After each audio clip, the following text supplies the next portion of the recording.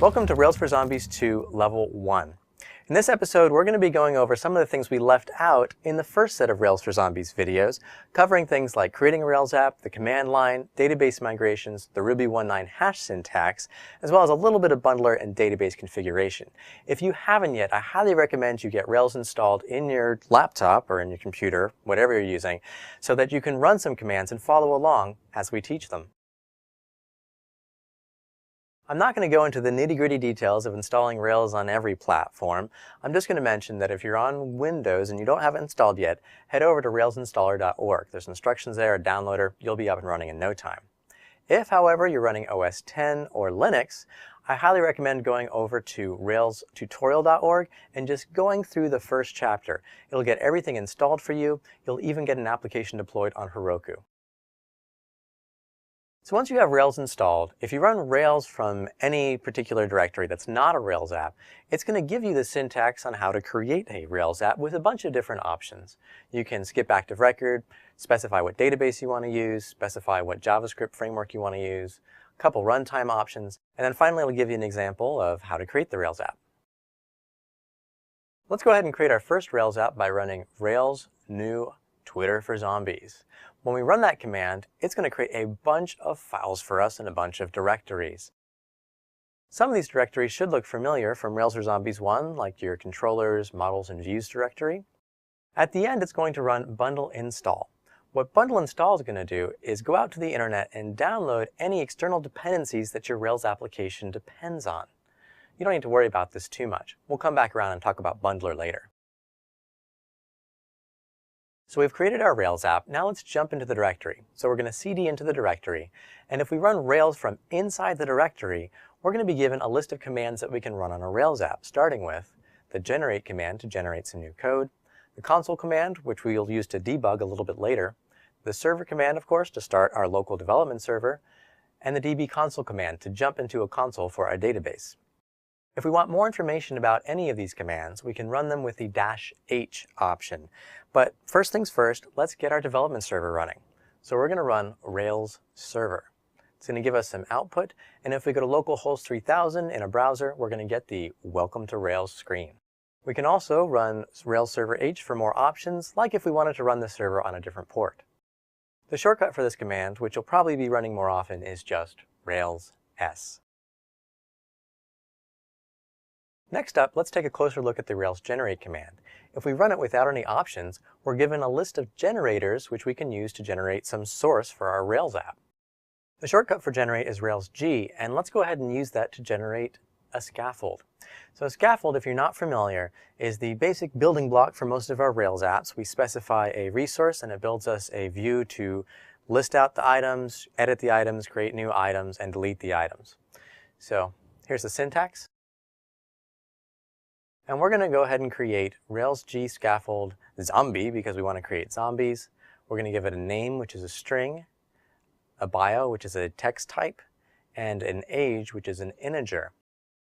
When I say types, I'm referring to database types, and here's a list of all the other database types which we might find useful here.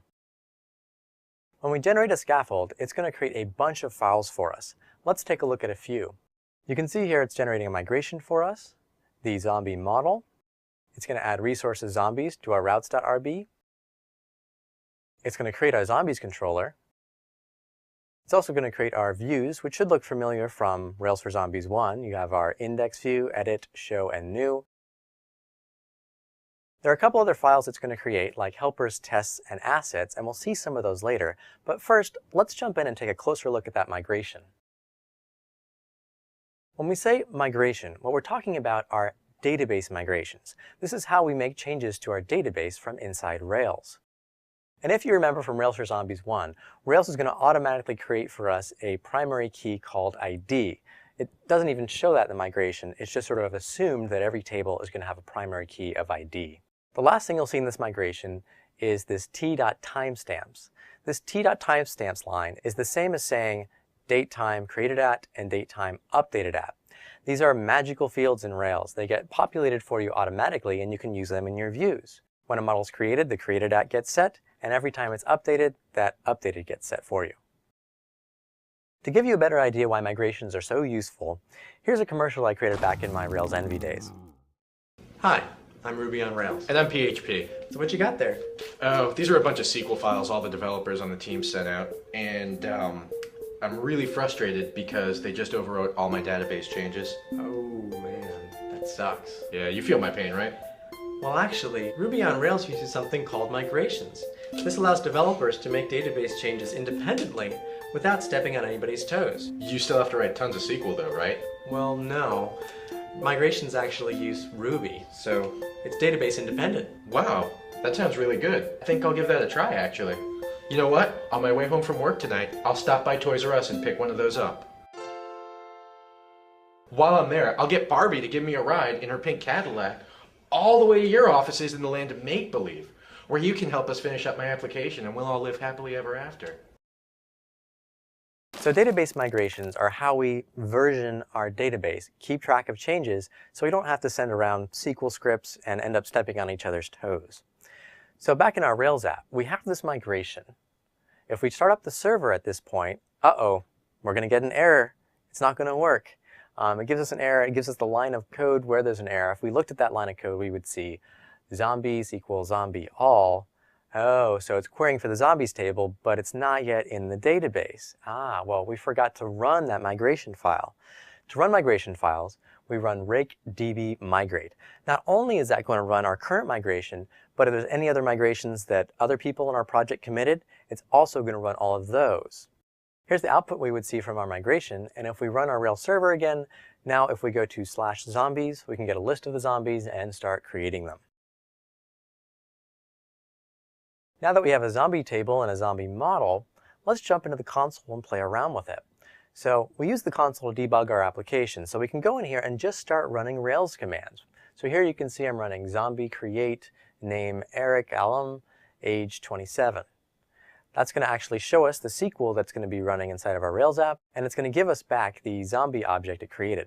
Now remember, when you use tryruby.org, everything in Ruby has a return value. That's that hash rocket symbol you see right up there. You can see that this command returns an instance of the zombie.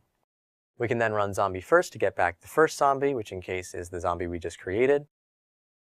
We can change the name of the zombie, and then finally we can save the zombie. It's going to show us the SQL that it uses to do that, and it's going to return true because it successfully saved the zombie. Now you may have noticed when we created this zombie Eric here that we used a slightly different syntax. We actually used a different hash syntax. Remember, a hash is a collection of key value pairs, and a key can be almost anything. A key can be a string. Here's the old syntax with a hash rocket. A key can be a number. A key can more commonly be a symbol. You'll notice all of these different syntaxes I showed you here are compatible with both Ruby 1.8 and 1.9. And if we're using Ruby 1.9, this last hash can also be written as name : It's a little bit of a shorter syntax, 2 less characters, and throughout this entire tutorial, we're going to be using this new Ruby 1.9 syntax. If you're just getting into Rails now, you should be using Ruby 1.9. Don't even bother with Ruby 1.8, just use Ruby 1.9, and then you'll get access to this hash syntax you see here as well. So here again is the code to create zombie Eric using the Ruby 1.9 hash syntax. And here it is using the Ruby 1.8 syntax. But really, it's not Ruby 1.8 syntax. You can still use the same syntax, this sort of old hash syntax, in either Ruby 1.8 or 1.9. It's up to you which one you like better. You can use either, but in this tutorial, like I said, we're going to use the new way. If you take a look inside the controller that the scaffolding created for us, you can see that in the respond to block over here, it says render JSON zombies. That's using the Ruby 1.9 hash syntax. And it does the same thing as the old syntax. So we have our zombie table, but we want to make some changes to the database. How do we do that? Well, we do that by generating a migration. We're going to call our migration add email and rotting to zombies. We're going to specify the columns we want to add, in this case the email column, which is a string, and rotting, which is a Boolean. When we want to add a migration that adds columns, we can use this title format and it'll write all the code for us. So we say add anything to and then the table name. We have our column names and our types, and that's going to generate a migration for us, which looks a little bit like this. As you can see here, it's adding 2 columns to our zombies table, an email column, and a rotting column. But what happens when we want to add some table options, some column options? For a default, we can just write default false. A couple other migration options here besides default. We can also add a limit, specify that it can or can't be null. We can specify which position in the table to put the column, as well as add a unique constraint to ensure that this column is always unique at the database level. Now that we have a migration, we need to run rakedbmigrate to add those columns to our database. Rakedbmigrate is not only going to run our new migration, but if I checked out somebody else's migrations, it's going to run those too. Some other rake commands you need to be familiar with start with rakedbrollback. What rakedbrollback is going to do is look at our most recent migration and undo it at the database level. It's going to roll it back. This can be really useful if, let's say, I haven't committed my migration yet and I want to make some changes and then migrate again.